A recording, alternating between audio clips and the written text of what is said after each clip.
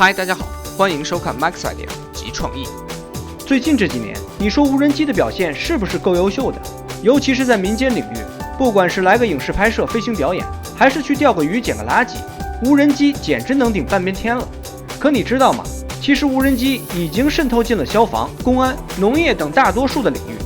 不信你看，连央视的警察特训营节目里也需要用到无人机对歹徒进行追踪了。既然能得到兵哥哥的信任，那这架由沈阳无惧科技研发的辽矢量多旋翼无人机，自然也是有其过人之处了。没错，跟咱们常见的多旋翼无人机不同，这架矢量无人机不但能在七级大风中稳如磐石，适应各种复杂环境，还可以保持45度轻转悬停，360度无死角的进行监控或是追踪。打个比方，当发现有人非法向湖里排污时，工作人员就可以在超远范围指挥无人机进行空中侦察。其独特的矢量控制技术可以让无人机在悬停与飞行过程中任意改变飞行模态。搭载了内置热成像仪、4K 相机和星光相机的3光吊舱，能够将拍摄的影像数据通过数传或图传的方式实时传回地面。得益于采用了仿生学的双目避障系统，即使是在自动飞行模式下，也能快速精准地进行判断，避免炸机事故的发生。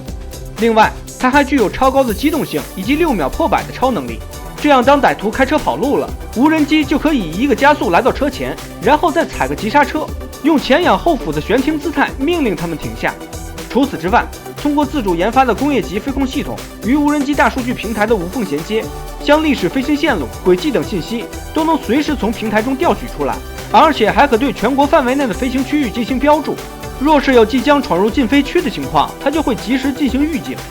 可以说，在协助抓捕、追逃、高空取证等方面，这架矢量无人机能在半小时内对方圆1公里的开放式区域进行扫荡式侦查，让犯罪无可遁形。不知道那些大胆小毛贼们知道它的存在，会不会及时的悬崖勒马呢？